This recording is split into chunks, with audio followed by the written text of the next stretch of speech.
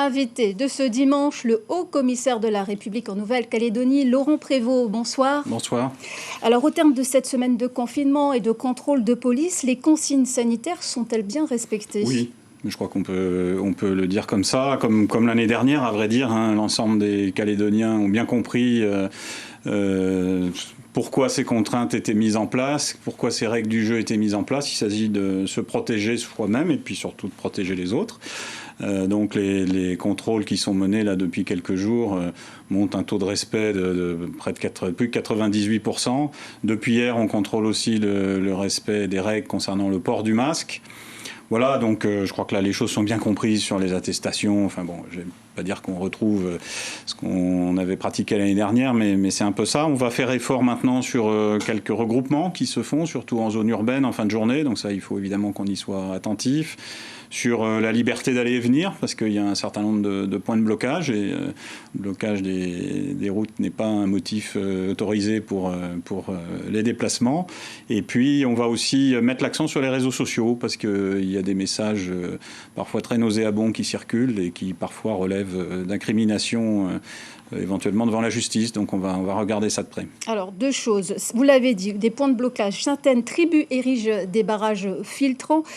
Quel retour avez-vous des gendarmes sur le terrain et que faut-il dire? Laisser la circulation, la libre circulation? D'abord, les points de blocage sont très limités. Je pense que comme l'année dernière, il y a un effort de pédagogie à faire, d'explication sur les règles de déplacement. On se déplace parce qu'on a besoin de se déplacer. Donc ça, c'est une règle qui vaut pour tout le monde. Et puis ensuite, tenir un point de blocage, c'est pas un motif autorisé de déplacement. Donc ceux qui tiennent les points de blocage s'exposent à des sanctions aussi. Deuxième chose, vous parlez de contrôle de police, mais notamment aussi de contrôle sur les réseaux sociaux. Qu'est-ce que cela veut dire? Ça veut dire que les réseaux sociaux, quand on y lit des choses qui incitent à la haine raciale, à la xénophobie... Des poursuites seront engagées? Ce sont des choses qui seront signalées au procureur de la République. Lui-même est extrêmement sensibilisé sur ces sujets et a passé des consignes très claires aux forces de l'ordre dans le cadre des compétences qui sont les siennes. Alors, l'État est compétent en matière de desserte internationale maritime et défense. Dans un communiqué, l'UC indique que la présence du Covid aujourd'hui est la résultante d'une série de manquements de l'État. Communiqué paru ce 11 mars, le MNIS utilise le terme de défaillance. Selon vos informations, la source de la circulation du virus a-t-elle été identifiée à ce jour ? Oui, enfin, vous évoquez un communiqué, d'ailleurs, ils ne disent pas les mêmes choses, les deux que vous évoquez. On remarquera que celui qui pointe des manquements de l'État, il n'indique pas lesquels. Donc moi, je veux bien que le jeu politique s'applique, mais enfin, il n'excuse pas tout non plus. Dans cette affaire, nos collègues de Wallis et Futuna sont en train d'enquêter pour savoir comment le virus est rentré à Wallis et Futuna.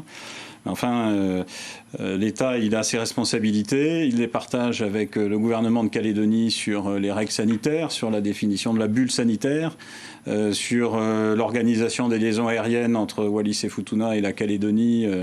Il y a également un partage des responsabilités et je suis tout à fait prêt à en discuter avec les membres du gouvernement actuel de Calédonie qui gèrent ces dossiers-là.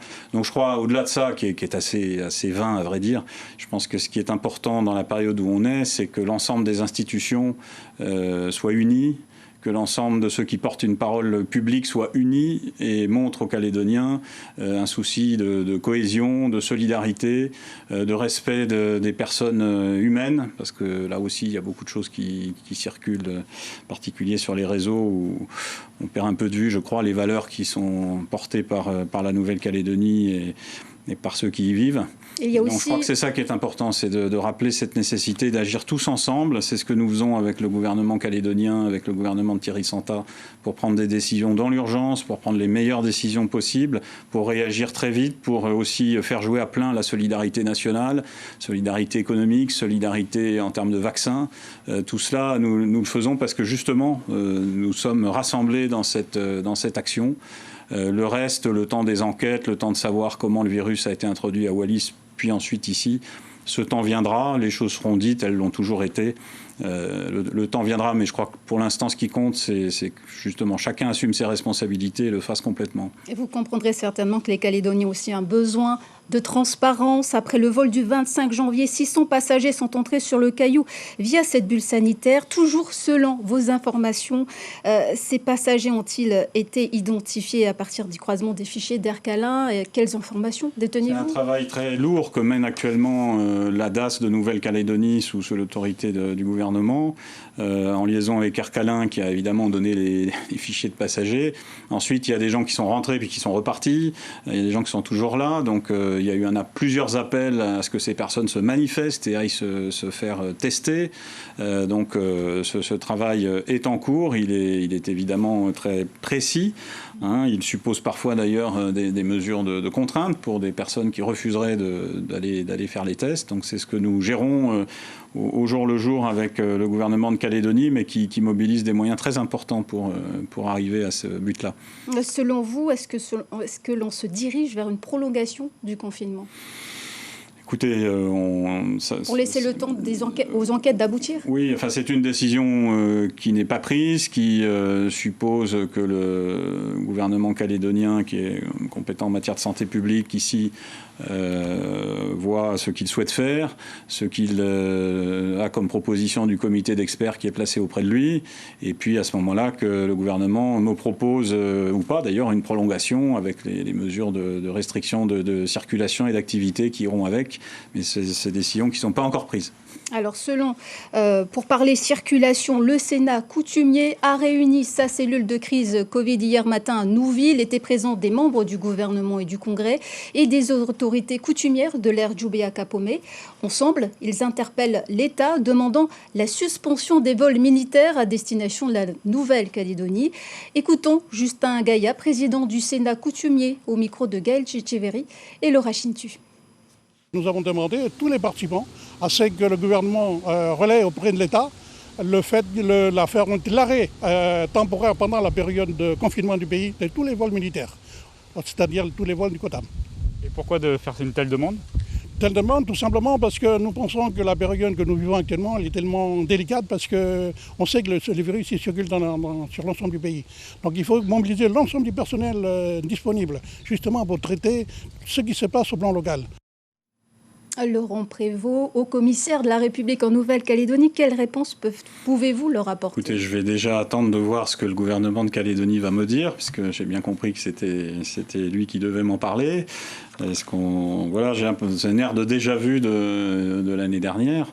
Je crois que ce qui est important de redire à ceux qui nous écoutent, c'est que l'ensemble des vols qui amènent des relèves, que ce soit en gendarmerie ou en forces armées, les personnels sont soumis aux règles très strictes de quatorzaine qui sont mises en œuvre pour rentrer en Calédonie et que leur suivi est fait par des personnels du service de santé des armées, donc ne pèse pas sur les services de la Calédonie. Ça, c'était une condition qui était mise, évidemment. Et s'il devait en être autrement, bien sûr qu'on s'organiserait, puisqu'il faut que les services calédoniens soient complètement disponibles pour s'occuper de la population calédonienne. Mais ça, c'est une condition qui a été mise, elle est respectée. Pour le reste, on en parlera en temps utile avec le gouvernement calédonien. S'occuper de la population calédonienne. D'ailleurs, l'État s'est engagé à envoyer 10 000 doses de vaccins de type Pfizer chaque semaine. Alors, à la fin du mois de mars, nous aurons envoyé, l'État aura fourni un peu plus de 30 000 doses du vaccin Pfizer à la Nouvelle-Calédonie. Donc ça a permis d'engager une campagne qui a démarré assez finalement de manière assez, on va dire ça, timidement, qui a connu une accélération assez brutale, il faut bien le dire, depuis la détection des cas de Covid en fin de semaine dernière. Et donc il faut ajuster maintenant la demande calédonienne avec les capacités de la France de fournir des doses de vaccins qui sont elles-mêmes sous tension au niveau national. Je pense que tout le monde en est conscient. Donc on est en discussion entre d'une part le gouvernement calédonien et les provinces pour voir à quel rythme les choses sont en train de monter en puissance côté calédonien et quelle réponse l'État peut apporter en termes d'approvisionnement. Voilà, donc on a des arrivées qui sont prévues donc jusqu'à la fin du mois de mars, qui sont connues, qui permettent à la Calédonie aussi d'anticiper les prises de rendez-vous et le rythme de vaccination. Pour ce qui sera du mois d'avril, nous avons demain une réunion avec le ministère de la Santé en visioconférence qui associera bien sûr le gouvernement de Calédonie et la DAS. Donc ça va être l'occasion d'ajuster les choses. Voilà, il y a un droit de tirage de la Calédonie qui est celui que vous rappelez, là, les 10 000 doses par semaine. Il faut voir à quel rythme on peut y arriver et dans quelles conditions le système calédonien s'adapte pour que les choses se fassent au mieux, qu'on ne perde pas de doses et puis qu'on ne crée pas des embouteillages dans les centres de vaccination. Autre aspect de la solidarité nationale, d'un point de vue économique cette fois-ci, le chômage partiel Covid-19 a été prolongé. Est-ce qu'au niveau de l'État, cette solidarité pourra encore s'exprimer, notamment à travers déjà des outils en place? Oui, alors les principaux outils qui fonctionnent d'ailleurs depuis un an maintenant, hein, le fonds de soutien aux très petites entreprises et le prêt garanti aux entreprises, c'est déjà près de 25 milliards de francs pacifiques qui ont été versés au profit des entreprises calédoniennes depuis un an. Ces dispositifs, ils continuent jusqu'en juin pour l'un, jusqu'en juillet pour l'autre, dans les textes actuels, hein, mais enfin, tout ça est adapté au fur et à mesure, j'allais dire malheureusement, de la situation que notre pays connaît au niveau national.